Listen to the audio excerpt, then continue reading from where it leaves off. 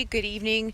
Coach Jennifer Morris here. I am just out for a walk, so I apologize for the camera being bouncy, but I'm actually doing one of the most important things you can do to protect your brain, which is exercise.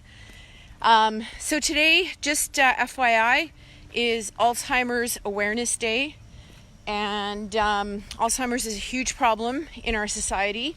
It's estimated that the rates of Alzheimer's are increasing at quite an alarming rate. I don't have all the numbers off the top of my head. No pun intended, but I can't remember them. So anyway, I just wanted to come on here because, the vast majority, a lot of people don't realize this, the vast majority of, I think this guy was almost going to drive me over there. Anyway, the dangers of walking in a small town in a retirement community. Anyway, a lot of people don't understand that Alzheimer's and dementia are actually preventable in the vast majority of cases, which is kind of interesting because I think a lot of people assume that it's a genetic thing, and certainly there's a gene, it's called the ApoE4 gene, and you can actually get tested for that to know your ultimate risk, because if you do have two positives, in other words, like a positive from your mom and a positive from your dad, the chances of you getting Alzheimer's are actually much, much higher. So it's a good thing to know, because if you do have the gene, your likelihood of getting it, especially if you don't do things to prevent the disease progression, is much higher. So that's not to say that if you have the gene, you will get it, because if you guys have ever heard of something called epigenetics, it's basically your ability to turn on or off, or the ability of your genes to turn on or off. And that is totally controlled by what you do in your life and the things you're exposed to over time. So it's really fascinating. Sorry, again, I apologize for the bounciness. Isn't this a beautiful view? Anyway, so that's the first thing. It's Alzheimer's and dementia are not exclusively genetic. Sorry, I just got to switch hands here. So get yourself tested if if you've had people in your family who have had Alzheimer's or who have Alzheimer's. It's not a cheap test to have done, but it's nice to know, because then you can take extra measures, which I believe everybody should be taking anyway. So as I said in my little intro to this, Alzheimer's and dementia are two things, like, they really freaking scare me. I'm going to be 50 years old next year. We've all had those moments where we can't remember something, or you forgot where you put your keys for the 100th time, right? And those little things that we just kind of think, oh, it's a normal part of aging or whatever, actually are not normal. It's just that they're common. So think about that, right? Just because it's a thing that, a lot of people deal with doesn't mean it's actually normal to have memory lapses, brain fog, that kind of stuff as we get older. It's not a normal thing. So, as I said in the intro to this, one of the most important things you can do for your brain on a regular basis is exercise. So exercise, what it does is it actually produces something called BDNF, brain-derived neurotrophic factor. And this is basically keeping your brain healthy. So it helps you, the signaling in your brain to happen normally and efficiently. So if you're not exercising, definitely start. It doesn't have to be complicated. This is not meant to be an exercise demo or any kind of prescriptive video about how to exercise, but just start. Just do something, okay? So movement, any movement is better than no movement. And if you're not sure if you want to get to a gym or you want to do something fancy, get a coach. Get someone who can help you. Second biggest thing, guys, is what you eat. And we now know, we used to think that these little plaques, or big plaques as the case may be, in the brain are what causes Alzheimer's. But what we now know is that those plaques are actually there kind of like as a protective mechanism, and they get laid down slowly but surely over time until things stop firing.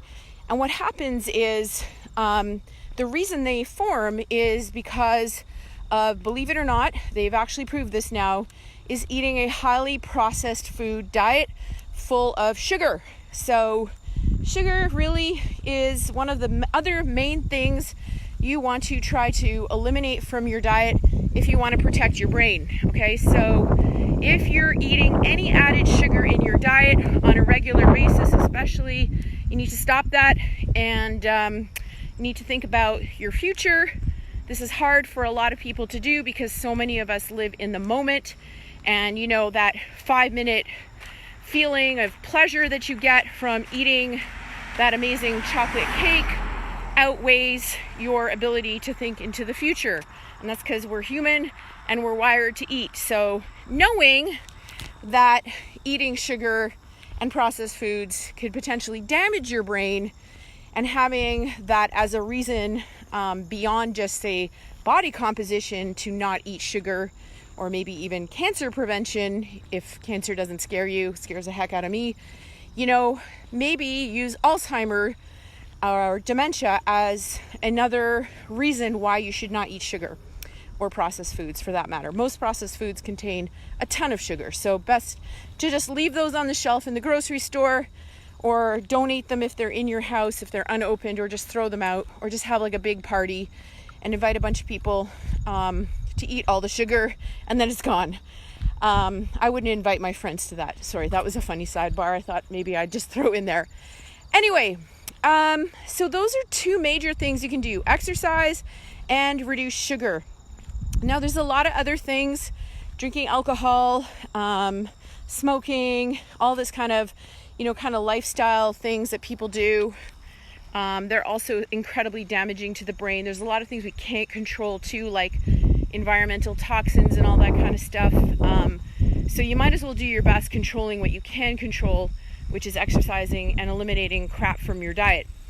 Now, what's really interesting is that if you Google Dr. Mary Newport, and I encourage you to, she is a doctor who basically, her husband had Alzheimer's, and she wanted to try to have a few more years of life with him that were quality of life. That she started doing some research, and she discovered, and it's interesting because she was using MCT, which is medium chain triglycerides, derived from coconut oil, to help neonatals, so babies that were born prematurely and their brains weren't yet developed. They use a lot of MCT, and that's basically just fatty acids. They're natural, completely healthy things that your liver, guess what it does?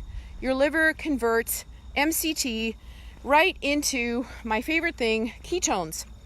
So she fed her husband a very high amount of coconut oil and eventually started using MCT. And she got like another, I think it was 3 years of life, quality of life with her husband, which is pretty amazing.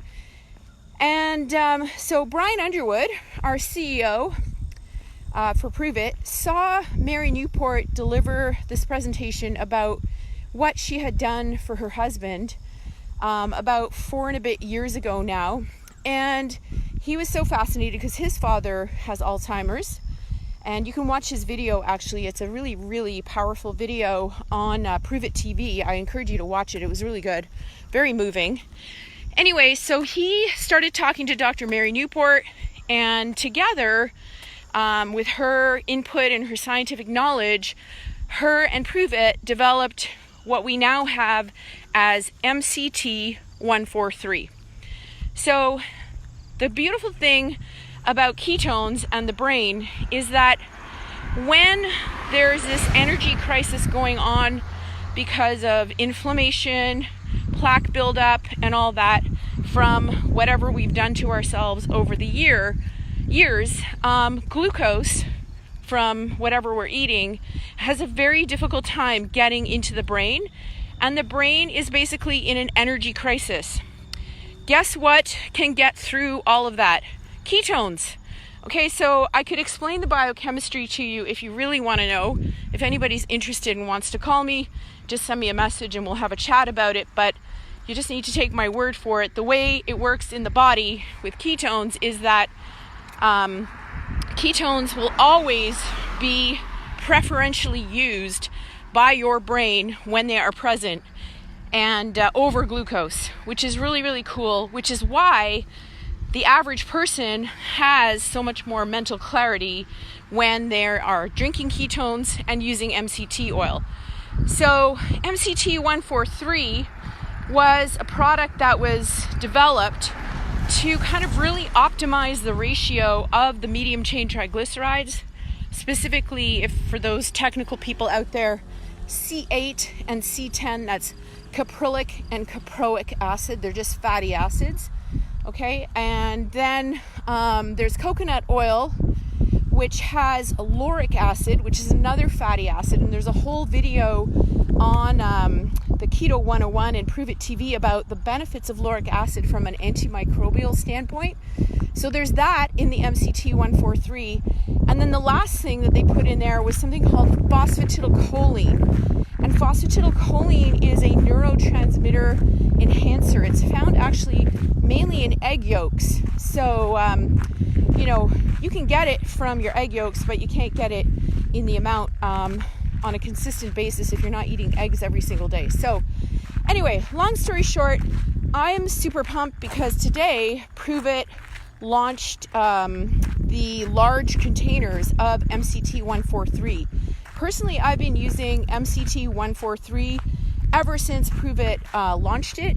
It used to come in these like little packages, and then they changed it to like little sort of ampules, they're called, and now they have a big bottle. So it's a lot more environmentally friendly and economical, and it's available today in your cloud.